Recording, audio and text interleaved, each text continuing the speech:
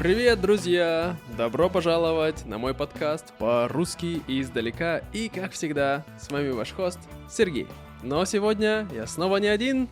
Сегодня со мной Тая! Привет, Тая! Привет, Сергей! Всем привет тоже! Сегодня мы будем обсуждать наши последние, так сказать, события в нашей жизни, а также послушаем одно сообщение от нашего слушателя. Вот. Но прежде чем мы начнем, как обычно, я бы хотел поблагодарить всех патронов, конечно же, друзья, спасибо вам большое. Нас уже 260 или 270 человек, вау, очень круто. Давайте постараемся, и вот кто еще не стал патроном, присоединяйтесь, сделаем 300, а потом 400, а потом 500, и будет очень-очень круто. Особенно, конечно, хотел бы сказать большое спасибо Джеффу, Бирку, Джоэлу, Джошу и Лиз. Они мои самые большие жертвователи. Вот.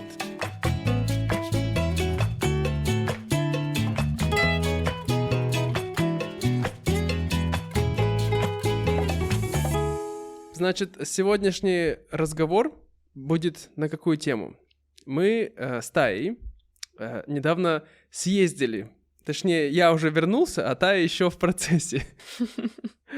Кое-куда. Но я думаю, что начнем, Тая, с твоей поездки. Расскажи нам, куда ты съездила? И где ты сейчас находишься? Да, ты сказал съездила, я такая, я еще не съездила, я приехала. Изучаем глаголы движения. Да, съездила, значит, она поехала куда-то и вернулась, где она была. Но она еще не вернулась, она еще в процессе поездки. Да. Вот. И Тая, так, куда ты приехала? Я приехала к себе на родину, домой в Россию, где я провела большую часть своего детства и подросткового возраста. Невероятно! И сколько лет ты не была там? Меня не было здесь 5 лет уже, да. Поэтому все казалось совсем другим. Я тебя понимаю, потому что я тоже не был 5 лет уже в России. Я был последний раз в ноябре 2019 года. А ты? Когда была до этого? Мне кажется, это был февраль 19-го, что ли. Где-то так. Ну вот. По-моему. Да. Мне сложно вспомнить, потому что у меня память не запоминает такие длинные периоды времени. Ничего, все нормально. Ну, во-первых, давай тогда спросим, почему тебя так долго не было там? На самом деле, просто потому, что не было необходимости. Потом необходимость появилась для того, чтобы приехать и там закончить все дела с документами. Но я не могла поехать, потому что был ковид, а потом тут началось всякое у нас в России. Всякое интересное и нехорошее. И поэтому, да, и поэтому я просто решила не ехать. То есть я считала, что это небезопасно ехать, и поэтому вот там пару лет я не поехала. И вот в этом году я решила, что, в принципе, можно поехать, нашла хорошие билеты и полетела. Вот. Так, хорошо, Тая. Прежде чем ты начнешь рассказывать нам больше подробностей, мы почти забыли послушать сообщение от нашего слушателя. Точно, давай послушаем. Давай послушаем, что нам расскажет. Нам сегодня отправила аудиосообщение Кристина из Австрии. Вот, давайте послушаем, что же у нее есть интересного нам рассказать.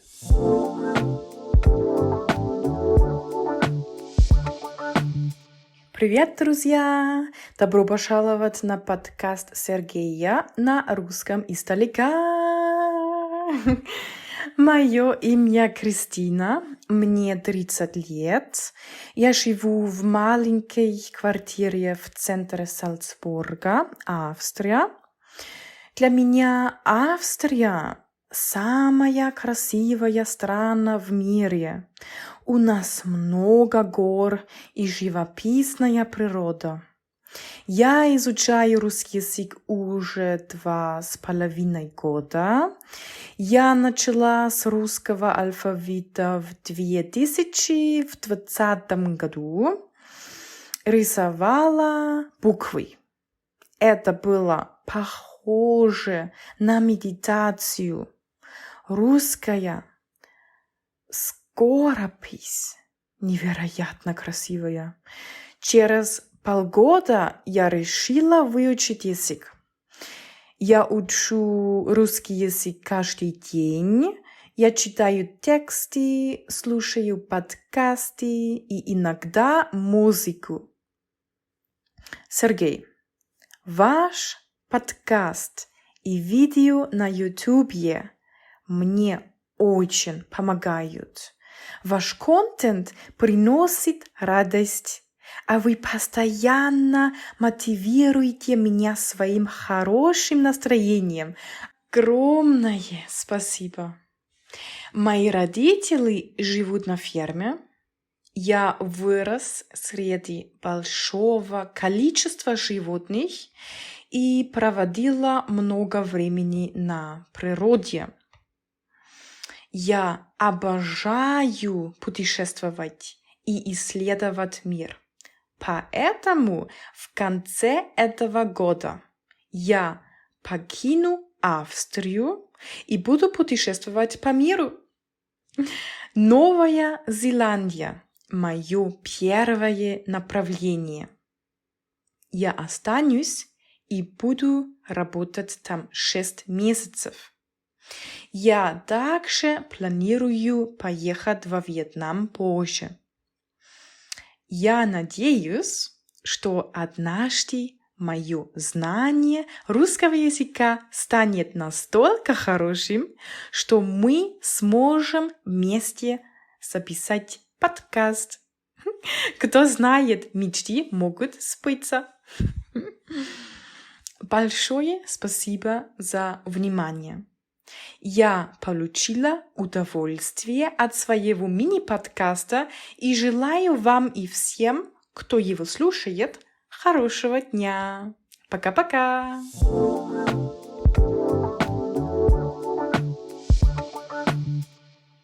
Классное сообщение. Это так мило. Да, очень такое полное теплоты, доброты, да, таких позитивных эмоций. И, Кристина, твой русский уже такой классный, что ты можешь прямо сейчас приезжать во Вьетнам, и мы можем записывать вместе подкаст без проблем. Как ты думаешь, Тая? Да, вообще у нее прекрасный русский, я ее прекрасно понимаю. Так здорово, что она делится с нами своей радостью.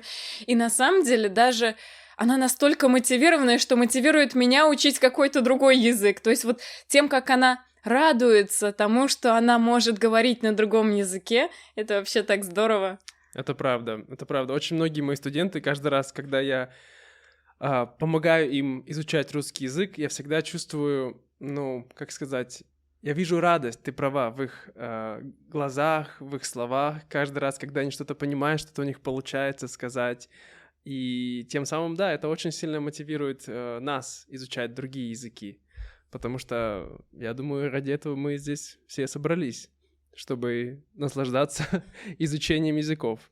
Я думаю, что изучать языки так, когда тебе они не нравятся, и ты просто через силу запихиваешь их в себя, это, к сожалению, это можно так делать, но это очень тяжело, так неприятно и больно. Да, и главное, зачем? Потому что они будут, то есть слова, которые люди будут учить, они будут хуже запоминаться. Потому что чем больше сопротивления, тем меньше мозг хочет это запоминать. И на самом деле есть один прекрасный лайфхак для тех, кто хочет учить языки. Надо радоваться, вот как Кристина. Угу. Да, своим маленьким победам. Ты вдруг случайно вспомнил слово, и внутри себя: «Вау, классно! Я молодец, я там вспомнил его». И то есть вот такими моментами мы подпитываем свой мозг позитивным фидбэком. И поэтому можем продолжать дальше изучать с большой радостью. Все верно, все верно. Я думаю, что не всегда нужно тоже пытаться, как я всегда говорю, изучать какие-то трудные темы. Иногда просто хорошо послушать что-то такое легкое, приятное, и ты будешь чувствовать, я на самом деле уже много понимаю в этом языке. Да. Вот. Здорово. Значит, Кристина, желаю тебе успехов, удачи в изучении русского языка. в твоем путешествии. И я обязательно также приеду в Австрию. Я был в Зальцбурге, я думаю, один раз в моей жизни. Мы ездили туда с моей семьей и с моим другом кататься на лыжах, на сноуборде. Ух ты, а у них там есть горы? Конечно! В Австрии очень много гор. Там у них Альпы. Да, я бы сказал... Я поняла. Ну, конечно, Австрия — это не Швейцария, но я думаю, что все равно 50%, может быть, страны занимают горы. Да, так что это очень Интересно. красивое, очень, как сказала Кристина, живописные пейзажи. Вот. Да. Но она с одних живописных пейзажей переместится в другие живописные пейзажи, потому что раз она сказала, она поедет в Новую Зеландию, там ведь тоже очень красиво и все зеленое, цветет трава и деревья. Мне кажется, это здорово. Это правда. Я думаю, что она получит большое удовольствие от этого путешествия. Хорошо, Да. ну, еще раз спасибо, Кристина. Мы возвращаемся к нашим баранам. Такая фраза. Вот. Итак, ты говорила, что у тебя не было необходимости. Слушай, Ну да. а как же необходимость в том, чтобы вернуться на родину, посетить свои родные края, какая-то ностальгия, какая-то тоска, понимаешь, такая по родным краям? У тебя такого нету? Она была на самом деле, но мне кажется, в течение вот этих 5 лет я просто ее в себе где-то задавила. И поэтому через какое-то время я забыла, что на самом деле меня так радуют зеленые деревья, зеленая трава. И это самое первое, на что я обратила внимание, когда я сюда приехала. Это было: какое все зеленое. То есть я настолько отвыкла. Хотя во Вьетнаме вроде бы кажется, есть деревья, и вроде бы есть какая-то трава, но все равно не так. У нас на каждом углу одуванчики, крапива, чистотел, я не знаю, вон сирень цветет, и это все такими запахами в нос дает. Так здорово на самом деле. Вот, то есть мне вот этого очень не хватало, и я прям радуюсь, каждый раз хожу, и мне воспоминания из детства в голову прям так отдают. Это очень прикольно. Я тебя понимаю, особенно потому что я только что вернулся из Сайгона, а это там, где Тая живет большую часть времени.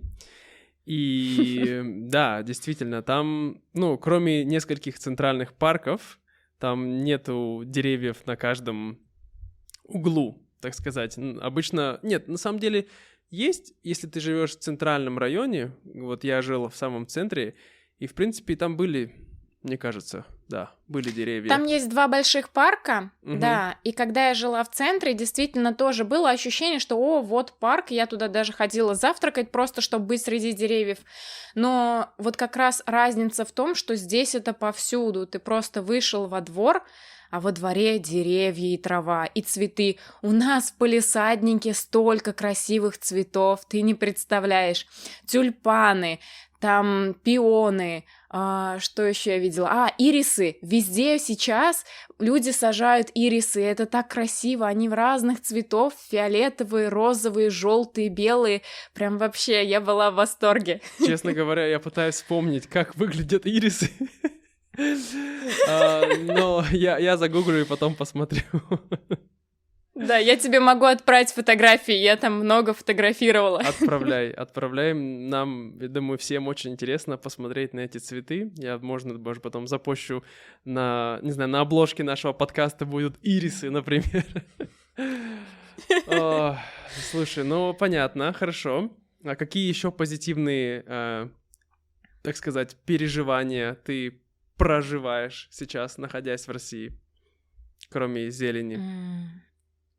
На самом деле большинство связано с детством, то есть сейчас, видимо, из-за того, что меня долго не было, мой мозг так интересно решил все это упаковать, как будто вот этих 5 лет не было, но при этом там пустота, и как будто вот сейчас меня вернули, и ты такой, как будто вспоминаешь что-то, и оно, не знаю, как сказать, в принципе, все вокруг. В начале, в самый первый день, может быть, еще во второй тоже, все было очень непонятном.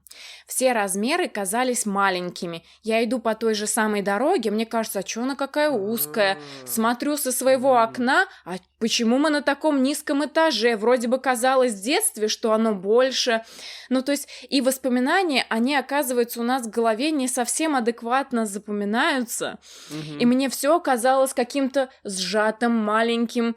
И это так интересно, потому что со временем, вот сейчас уже прошло 1,5 недели, я попривыкла, я такая, да нет, в общем-то нормально.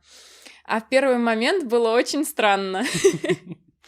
Да, я думаю, это интересно, когда мы маленькие, как мы воспринимаем реальность, да, воспринимаем то, что нас окружает.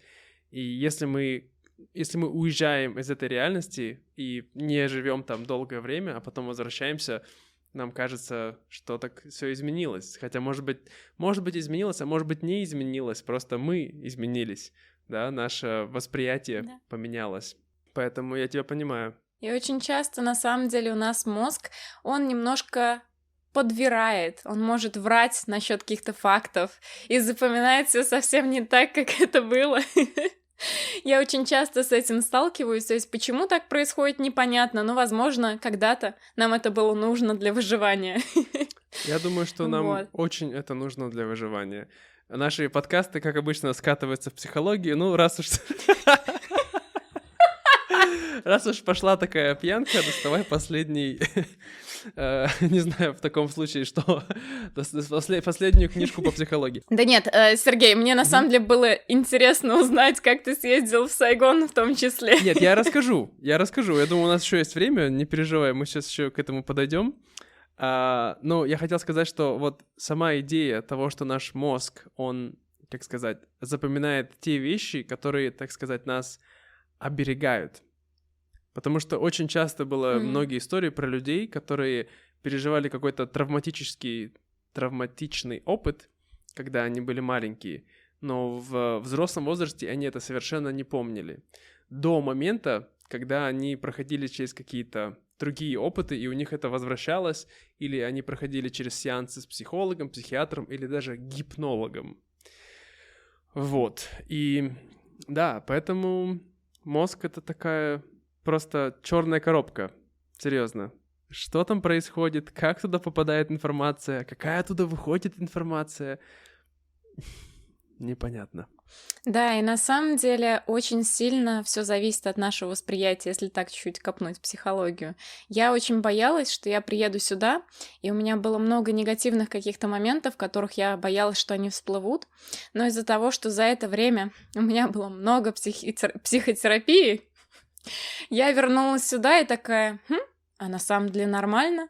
И как бы у меня было первые несколько дней, недели где-то точно адаптация, привычка, потому что я отвыкла от людей, и люди казались совсем другие, и мне было очень сложно из-за этого на самом деле, потому что во Вьетнаме люди другие.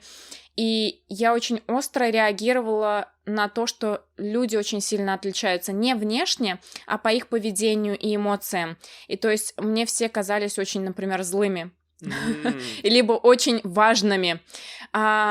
Сейчас я привыкла, я выхожу на улицу, и я этого даже не замечаю.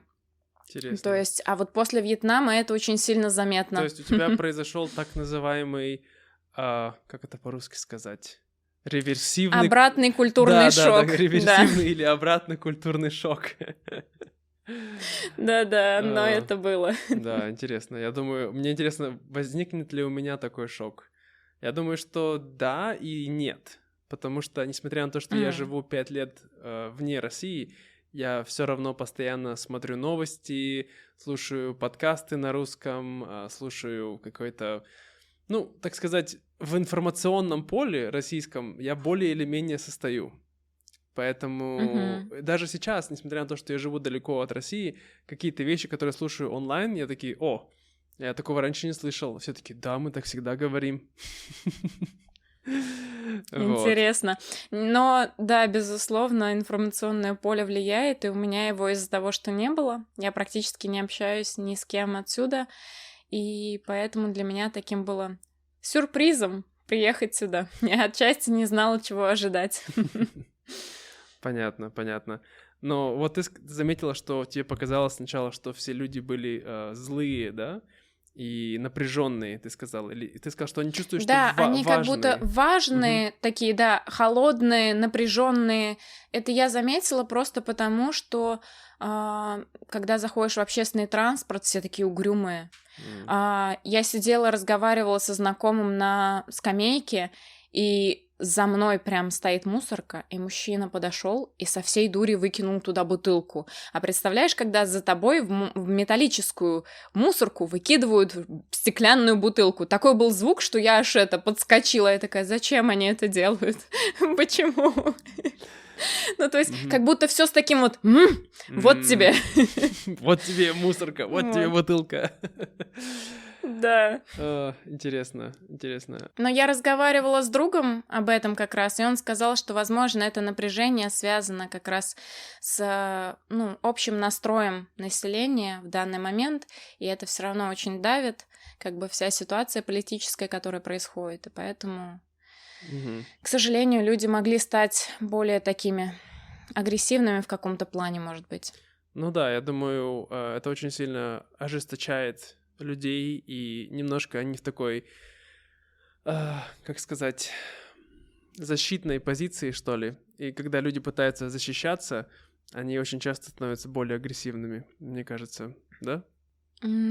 Скорее всего, да, особенно когда люди чувствуют себя беспомощными, кажется, что хотя бы если в этой ситуации я чувствую себя сильным сделать что-то, я буду делать, чтобы проявить то, что я не могу проявить в другом месте. Ну да, такого рода сублимация эмоций получается. Ты готова поговорить немножко о более серьезных темах? У нас, мы сейчас будем говорить... Не сильно серьезных, просто, как бы, так сказать, не будем называть, как говорится, слона в комнате, да, все и так все понимают, но в целом, говоря о последних нескольких годах в России, то, что поменялось, ты очень сильно это чувствуешь. Не только в людях, да, но в целом в окружении, в всяких там баннерах и в тому подобное. Нет такого у тебя? Или когда ты переходила границу, когда ты прилетала, спрашивали тебя какие-то вопросы, пограничники, типа, где ты была эти 5 лет? Мне вспомнилась песня одного из моих любимых исполнителей русских.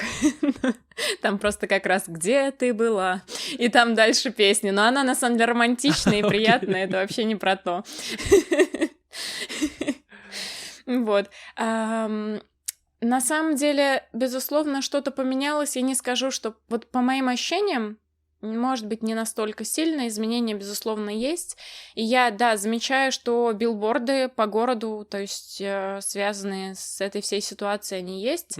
И меня даже вчера, или когда я выезжала, меня очень удивило, что я вижу там солдата на билборде, и там мы тобой гордимся, или что-то такое. Я такая...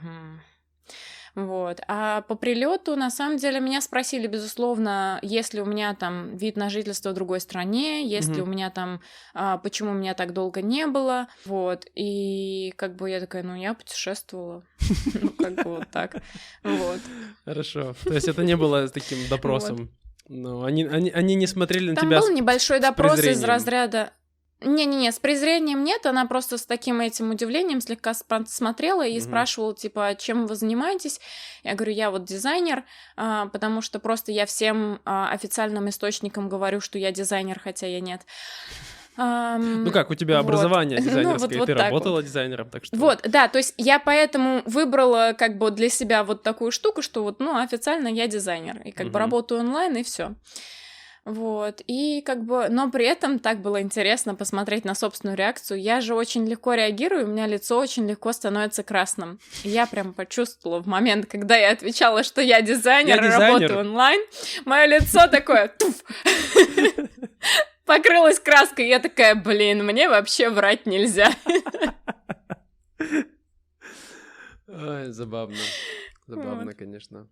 Ну, а ты чувствуешь, как будто бы... Я слышал, что часть людей, которые живут в России, говорят, что какое-то такое легкое сумасшествие общее, в том плане, что страна находится, как бы в таком состоянии, да, но многие люди как будто бы стараются жить, как будто бы ничего не происходит. То есть такое. И, может быть, это нормально, я не знаю. На самом деле, если я поговорю со своими знакомыми, зависит от людей. У кого, видимо, тревожность высокая, они начинают себя накручивать, и они переживают сильно. А у тех, у кого тревожность пониже, они такие, начнется, мы там переедем. Вот в таком плане, как ты сказала, отчасти, может быть, где-то закрывают глаза на это, и вот это их жизнь не сильно касается, как будто бы. Но при этом, безусловно, я чувствую давление на людей. И знаешь, что я, кстати, заметила, что меня очень сильно удивило в какой-то момент? Это было на 3-й день моего приезда. Я шла по торговому центру и заметила, что очень мало мужчин вокруг. Просто я смотрю, и то есть женщина, девушка, девочка, женщина, девушка, девочка, все что угодно женского пола, и один мужчина. И то есть вот примерно вот так вот, или мальчик там. То есть подростки, они, да, там чаще встречаются ребята. Но при этом, то есть, наверное, может быть 6 женщин на одного мужчину, где-то вот так. То есть, и это бросается в глаза, потому что раньше такого я не замечала, действительно. У нас и так, в принципе, после Второй мировой войны был такой перекос уже в обществе, что у нас было очень много женщин, да, и мало мужчин. Но я думаю, что сейчас это еще будет... У нас как это более-менее выравнивалось последние 50-70 лет, и сейчас, я думаю, это опять... Они взяли все испортили. Все испортили, да. Да, хорошо, интересно. Есть что-нибудь еще сказать про твою поездку? Поделиться, как она долго будет длиться, какие у тебя планы, и, может быть, что-нибудь еще? Мне бы очень хотелось, чтобы, знаешь как, чтобы все это как-то наладилось, и вот это напряжение, наверное, спало. Потому что я представляю, какая у нас Россия все-таки красивая, и очень хочется, чтобы люди, которые изучают язык, могли приехать сюда, попрактиковать язык, посмотреть Россию. И потому что я сталкивалась с мнениями, а тебе там... война, небезопасно, там у меня подруга, которая хотела, из Вьетнама, она хотела сюда приехать работать, она такая, ой, нет, там, наверное, мало денег, все страдают из-за войны. Я говорю, большинство городов не затронуты. Мне друг написал, в какой-то момент у нас дроны пролетали рядом с Казанью и упали прямо рядом относительно районе. Он мне пишет с утра, типа, с тобой все нормально? То есть я читал в вьетнамских новостях, что вот это произошло. Там, видимо, не в вьетнамских, может быть, английских, то есть он где-то это видел. И я такая, нет, все нормально. А я даже не в курсе была, поскольку, видишь, я не связана, то есть я не читаю новости, я вообще была не в курсе про это. Вот, и как бы просто хочется, чтобы все это улеглось, чтобы не было вот этого ощущения, что тебе стыдно говорить за границей, что ты русский, чтобы у людей была возможность приехать и посмотреть нашу красивую страну в том числе. То есть вот так вот. Слушай, я тебя прекрасно понимаю, я абсолютно согласен с тем, что ты говоришь. Я не знаю, сколько это еще будет продолжаться, конечно. И я стараюсь быть оптимистичным человеком по жизни, ты знаешь. Но в данном случае, я что-то пока не вижу какого-то быстрого выхода из этой ситуации. Вот, так что такие дела. Слушай, у нас есть еще пост, как это называется? Как же это я даже придумал-то, типа, бонусный часть для патронов, для тех ребят, кто поддерживает нас на Патреоне, и там мы обсудим, собственно, мою поездку в Сайгон. Вот. А вы, друзья, если вы также хотите слушать дополнительный бонусный контент, то обязательно подписывайтесь на Patreon. Это можно сделать всего за $4 в месяц, и будете слушать нас больше. Хотя та дополнительная часть, она не транскрибирована. Там мы просто болтаем сколько хотим.